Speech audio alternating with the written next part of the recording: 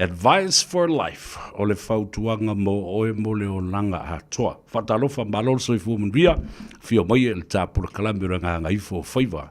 I le nei asunga fua. Soi fu mwia lo fionga savea. Ia le tua me uma ia whaftai lava mlewa ngoa lewe ne so. O lewa fo ika ko mafuta fo ia o whaisinga lewa a o le too long weekends ka pai. Ia le whai no le me sidia. O leo tei mai lau soifua ia maso umalo si foi. Wha awa wele tāpula kalame paule mea o te misi o fōringa. Lali lei. Oi. Ia. Ia mali tō tele ao nai tangata e wala au mai foi. A me se ati nā matua. Mai se wha mulmul se vea. Wale sau fo i runga ia lau tamo o mat. Ia fōringa. Whatu ale na utou wha fonga mai. O lea sa matala noa. E sili fōringa pe sili le leo. A whameu me umana e lua. Ia, lei. Alo, whaftai i lei. Le sumeo iai. Me sili au ka ko whelua i le leo. Whalongolonga ku le leo. Ia. Malo. Ola. Ia, nā mai le whai unga le vai aso. Ia, ma le leanga fui o le tala o le tau walea wa amatana sa u le tau malulu a li Luatua. O le malulu ma le timunga a. O ka soli.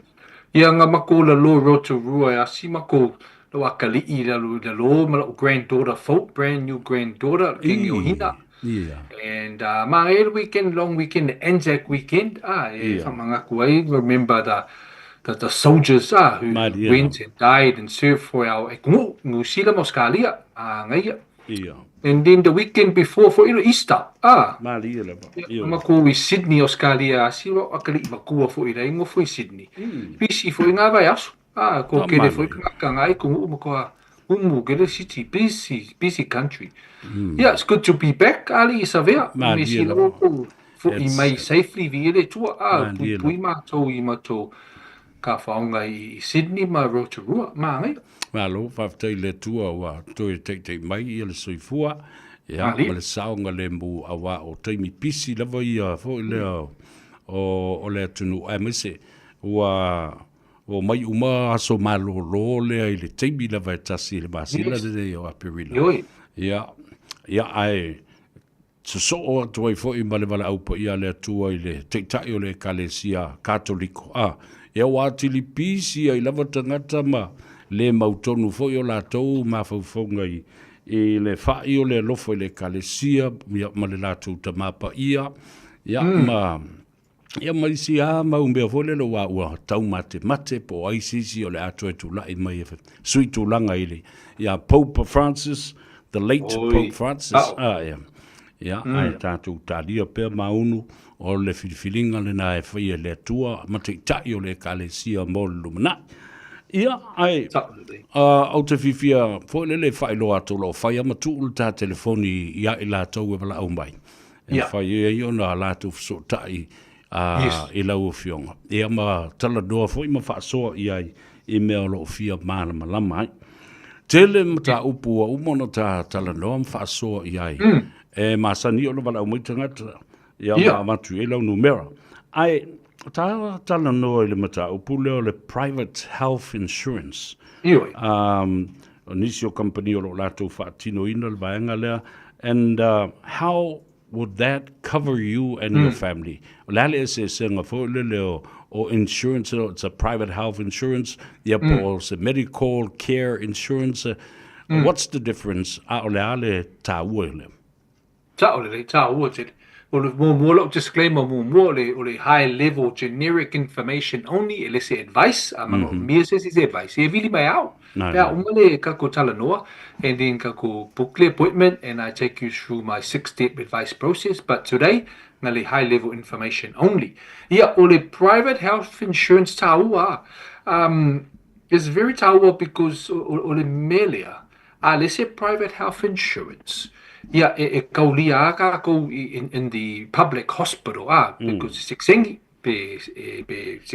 por resident e alu le public hospital and so me akasi but wal me le fa kali the waiting time mga me faiso ka oko inga I lo vai por lima alu le for mai fa lo referral the public hospital system masalo e umit whakali pe a kōle ka skau sanga le whakali a le waiting list Mali. au e mawhainga whenga ruenga o kau ki ngā inga lo vai bolo rima e pawal me ngai whakali, that's the only thing. Ai a whaile private health insurance done through the private insurance company like Southern Cross, NIB Insurance, Acuro, ko kele kampangi it means o langa winga e le umiri whakali pe mga mia se ka oko pe se whaise specialist e le umiri whakali e vave a. And so that's the very taua, that's the benefit of having private health insurance e le whakali umi. And you go straight in, it's all paid for. Kongi uma le konga po le specialist, all paid for. So very taua for you and your ainga. E ka kameki. Oi malo ainga makameke e kawa uma. And so private health insurance is very taua. Ai a whai e kele fo io ngase pe whai e levanga e ula pe o kele mai pe mamafa e le kaulia lo kawa ke o decline oil insurance company pe te fu.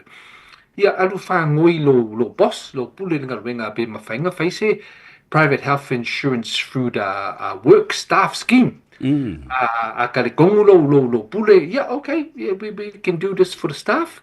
Yeah, kongi le private health insurance under staff group scheme, and then it means for free. So that's another way.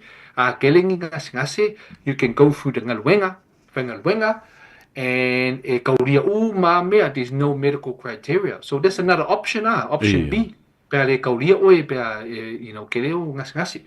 So private health insurance very taua for you malowainga. Mani te lewe whaanongolongo mai ia lo usua whaasalelau ia seumanu. E umalo tātou talanuranga tae au mau sao e pule. All covered. Yeah. Me se o ma ua walewa i nei. Ele to ia se masal salonga. Vare ma kere koe so se masinga po o le la po o fesis pange. That's good. Ma, ia, let me know. Ai arofa mai e whaingi ma in choose. Re vo wha solo ina mātutua. Ia. Ia. Tala ma lia le nai. Tā ua tele. Ia. Ai mai se. E whai ama whailo atu i le atu nuu. O le telefono i le nei o le sunga ia Matt Luatua. E mwhai ona e wala au iei ma wha malama matili ia mawhalau tele. O le o lua fitu, valu tolu iwa, tasi fitu, tasi wha. Toi wha whonga numero na.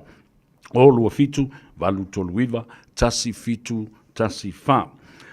Awa pe o le mata upu le o le tolu masino le ua whailo insurance fo le trauma cover. Lale umi le ta ua whamai tolu masina e mwhai e ona whapea e whaatalitali te hisi ai.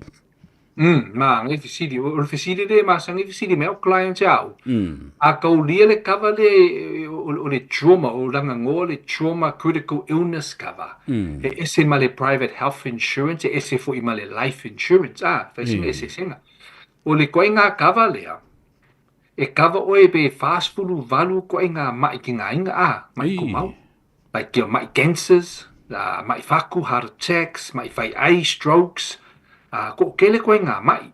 So, o le kawa lea, e ko kongi kupe a oe pe a maua le mai. If you are diagnosed from the four mai with this koe ngā mai, e maua le kupe te kawa lo kaskausanga lo kokongi. Pe lua kausanga lo kokongi, pe kolo kausanga. E ko kongi kupe lo bank account, pe a diagnosed oe koe ngā mai ia. O le lump sum payout. But, bawal me be careful of. In the first 3 months, a makal policy ngai, i le aso ngai, o le 28th of April, le aso ngai. O le first kolumasinga, e le kava oe pea wasolo faku pe maua cancer, e maua stroke, e le siku pe maua le first 3 months, o le stand down.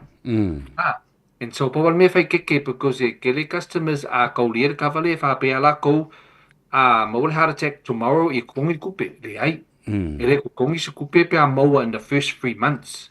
That's the only thing, they cover the first 3 months. Malo le 3 months, cover lo oe. Cover lo oe, menga. O tasi la le vaenga tau tele ese bai le. A whapea la o le whaila o cover lea.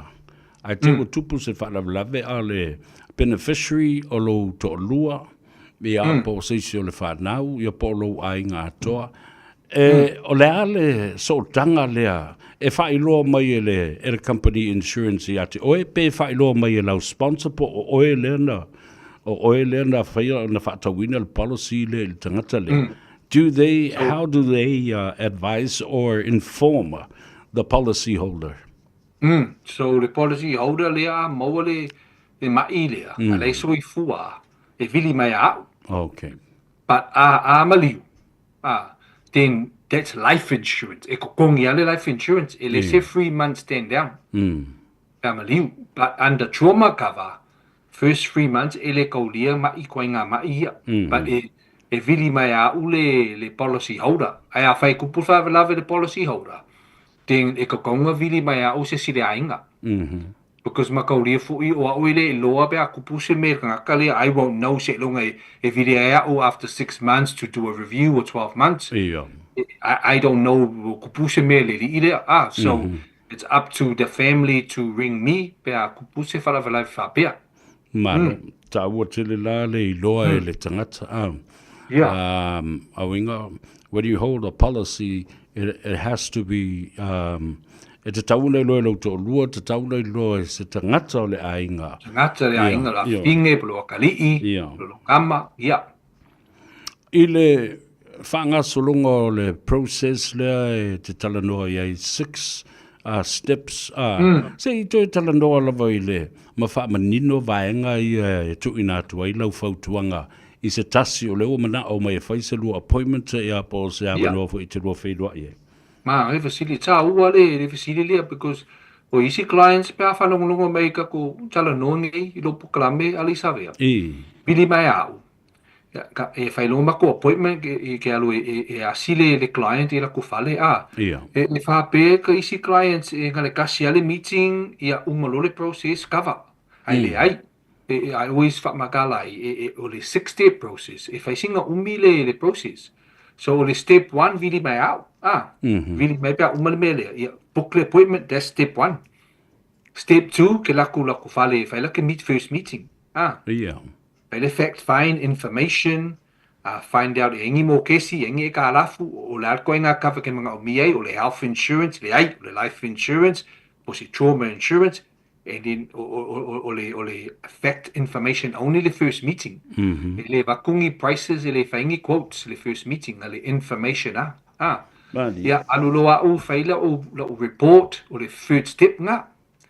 Umalo report, ke raku e second meeting, e vailo clients for the second meeting lua. Ia o le fourth step nga, o le step number 4. Whailo le price, whaile quotes, maka lo le application. Send the application to the insurance company. Ia whaakali e mo se kongu le insurance company, they might want to check the formai notes mua. And that can take a few weeks. Ole step number 5 nga. Step muli loa. Ole when I go back to them with the kongu, kalosia le kongu, kaulia.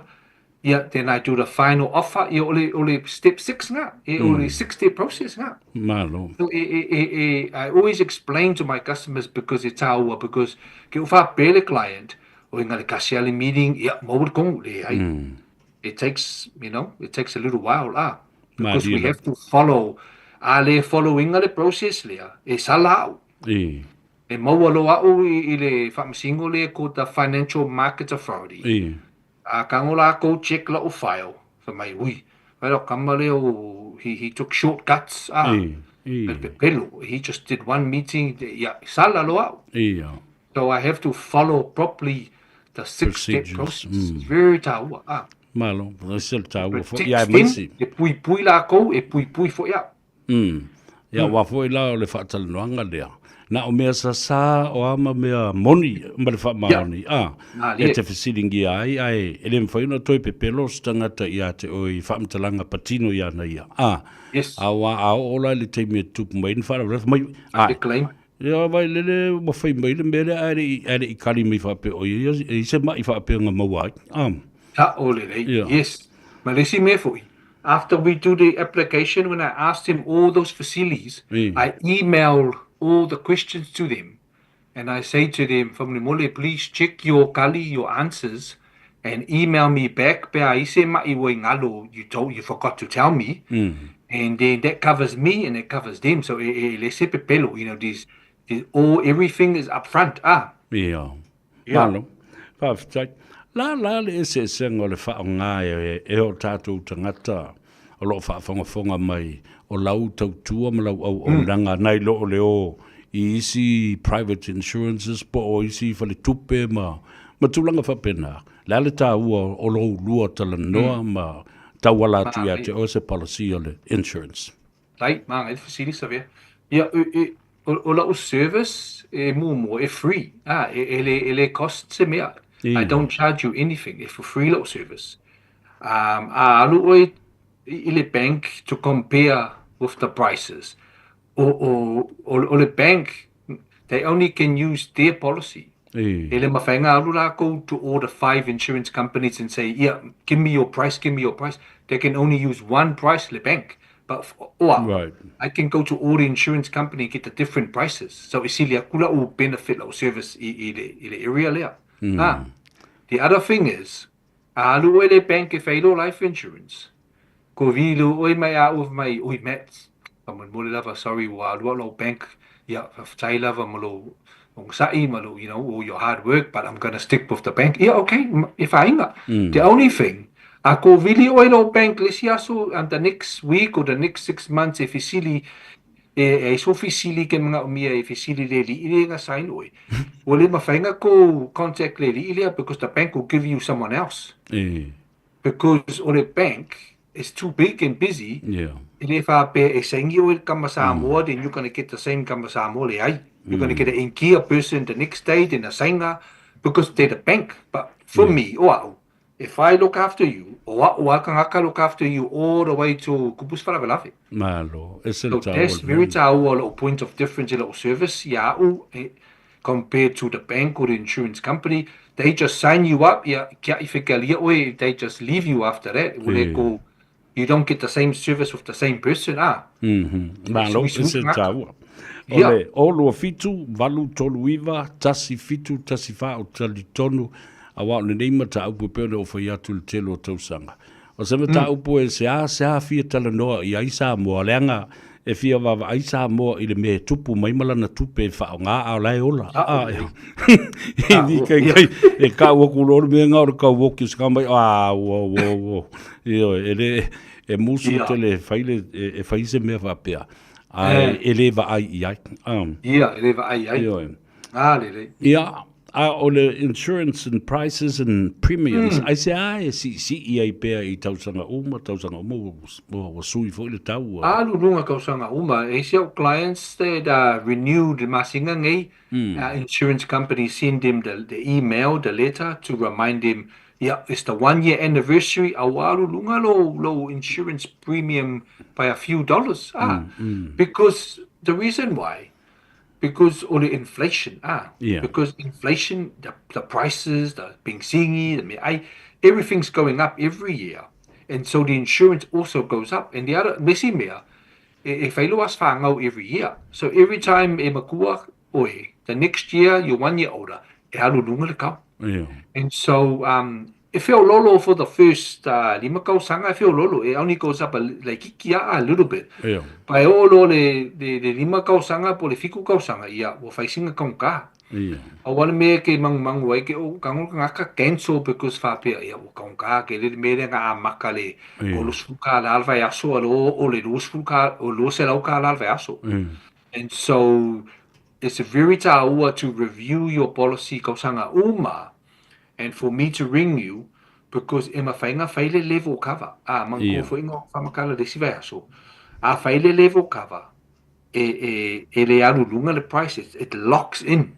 Ole kau wanga ko kongi for the next 10, 20, 30 years. Man, it's a fixed. Kale level cover in the beginning, le amakanga. But in the end, it's cheaper, it's better. So the reason I alu lunga so insurance premiums because loas whangau, inflation, cost of living, and so but it's very taua. I will cancel the policy. But look at reduce the cover or downsize the downsize the cover o level la kava because a cancel linga me kupulo fala lave ia kalo fai o le seme e mau wa inga because we ka feel policy ben ka fingel policy ai pe ka ya ole mak ngala ia sa o le sa ka kongi ka ya ole falo se ngol va ka ole si au nga cancel nga file me so ai ia fa ta tanga la fo ta wa a misi le pai mengi kasi au pole you can pay it back or you can double the next week they take double I fai keke because a misi le kolu pai mengi in a row 3 in a row yeah elapsed policy so just be very careful of that. Yeah, malo, we learn something different every day while our people are listening, anticipatingly awai ta ua tele nei mea. Ua kau ke whiwhire oki, a kako ka penga i le mea sori. And not only for us, but for the living loved ones. Yeah, olua fitu, valu toluiva, tasi fitu tasi fa. Olua fitu, valu toluiva, tasi fitu tasi fa. Thank you so much, my brother. Thank you, brother. Tawalunga mai early ta talandoanga foi mele ta fa so ele so ine me neyo insurance. Ma lo lava. Ia, moli atu fa tai mal fa ma lo ilo to pa ia mal malu Samoa.